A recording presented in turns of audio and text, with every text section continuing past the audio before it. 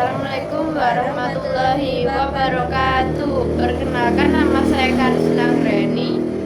Perkenalkan, nama saya Ratna Dewi. Di sini kami akan membawakan ceramah tentang menjaga lisan. Assalamualaikum warahmatullahi wabarakatuh. Puji syukur kita panjatkan kehadiran Allah Subhanahu wa Ta'ala. Siang ini kami akan membahas satu anggota tubuh yang sering kita remehkan, namun dampaknya paling besar terhadap catatan amal kita, yaitu lisan. Rasulullah Shallallahu Alaihi Wasallam bersabda, keselamatan manusia terletak pada penjagaan lisannya. Saudariku Ustazah Tasya, sungguh tema ini santai relevan di tengah hiruk pikuk kehidupan kita, bukan? Waalaikumsalam warahmatullahi wabarakatuh. Benar sekali, Ustazah Harisna.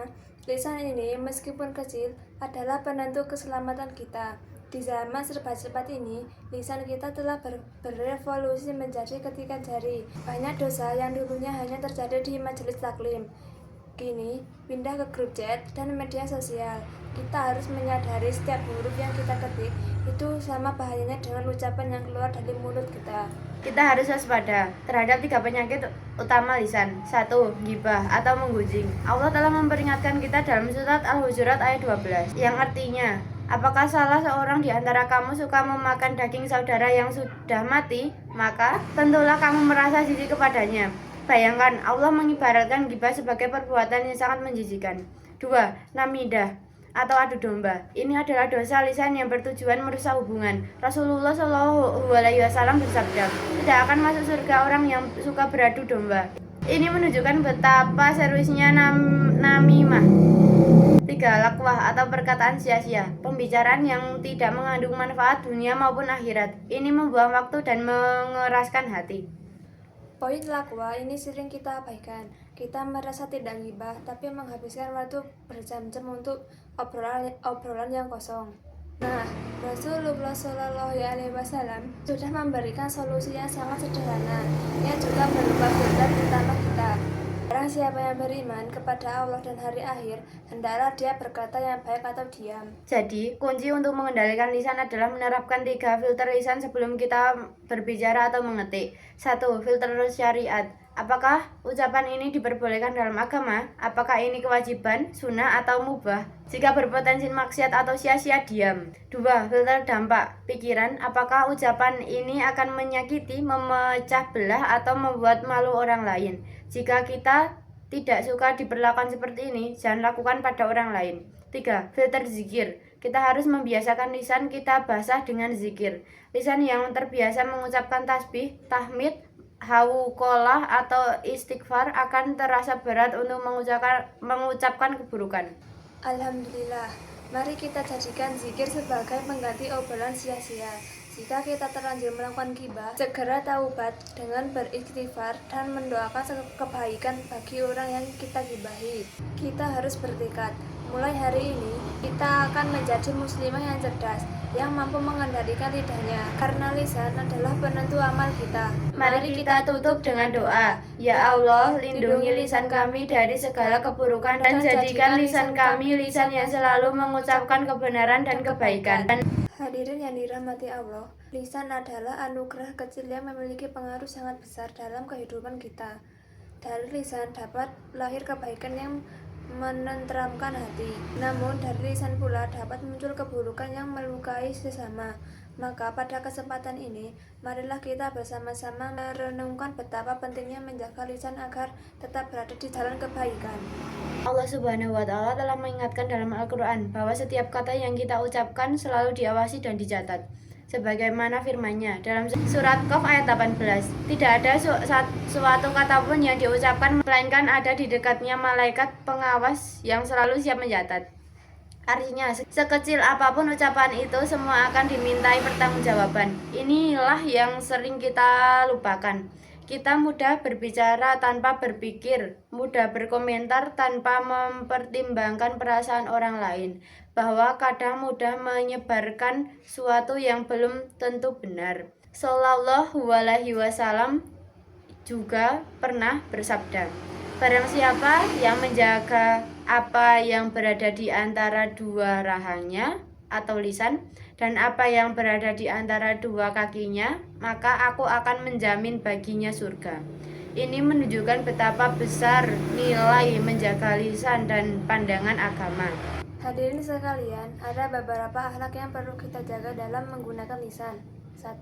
Perkataan yang baik atau diam. Jika ucapan kita tidak memberi manfaat, lebih baik kita menahan diri. 2. Menjauhi ghibah dan fitnah. Membicarakan keburukan orang lain adalah dosa besar yang merusak hubungan dan mengurangi pahala. 3. Menghindari perkataan kasar dan menyakitkan. Satu kalimat saja bisa melukai hati seorang bertahun-tahun lamanya. 4. Menyebarkan kebenaran, bukan kebohongan. Di era media sosial, jari kita adalah lisannya, maka kita wajib berhati-hati dalam mengirim dan menerima informasi. 5. Membiasakan ucapan yang lembut dan penuh kasih. Kata-kata yang baik adalah sedekah. Hadirin yang berbahagia, menjaga lisan bukan hal yang mudah, tetapi juga bukan hal yang mustahil. Dengan membiasakan diri berbicara dengan hati-hati, mengingat bahwa Allah selalu mengawasi, serta memahami dampak besar lisan terhadap kehidupan, insya Allah kita dapat menjadi pribadi yang lebih baik. Lisan dicatat dalam setiap ucapannya.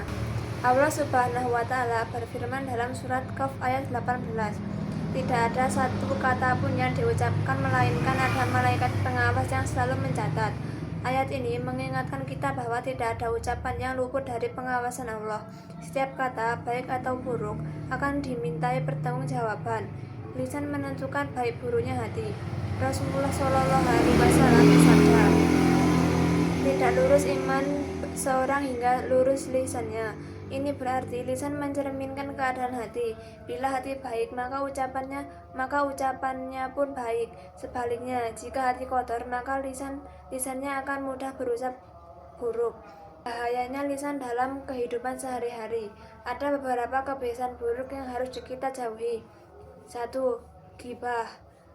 Membicarakan keburukan seseorang tanpa sepengetahuannya, meskipun benar, tetap termasuk dosa besar. 2. Fitnah. Mengatakan hal yang tidak benar tentang seseorang. Dosa ini lebih kejam dari pembunuhan.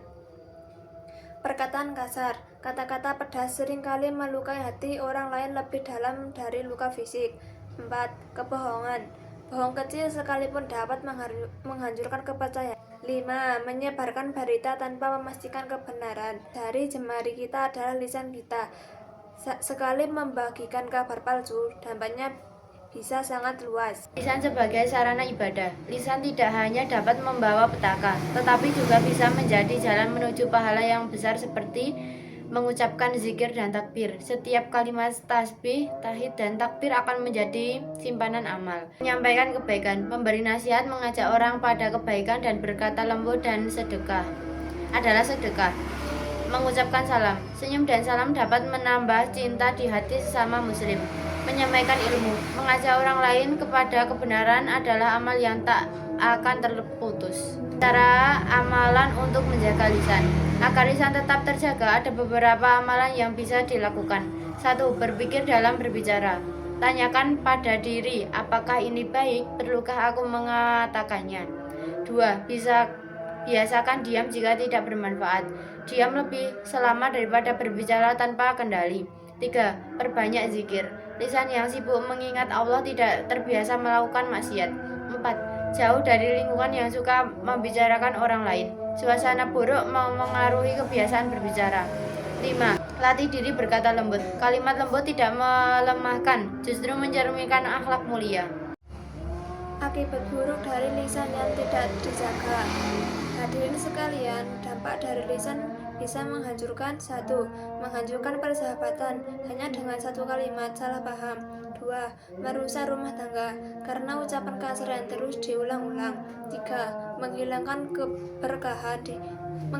keberkahan hidup sebab sering memprovokasi atau memfitnah.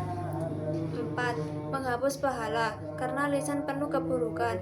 Rasulullah SAW bersabda tentang orang yang miskin, orang yang bangkrut dari umatku adalah orang yang datang membawa pahala, salat, puasa, dan sedekah, tetapi ia juga datang dengan membawa dosa karena mencaci, memfitnah, dan menyakiti orang lain dengan lisannya. Akhirnya, pahala-pahalanya diberikan kepada orang-orang yang disakitinya, hingga ia bangkrut dan masuk neraka. Nauzubillah. Sekian dari kami. Wassalamualaikum warahmatullahi wabarakatuh.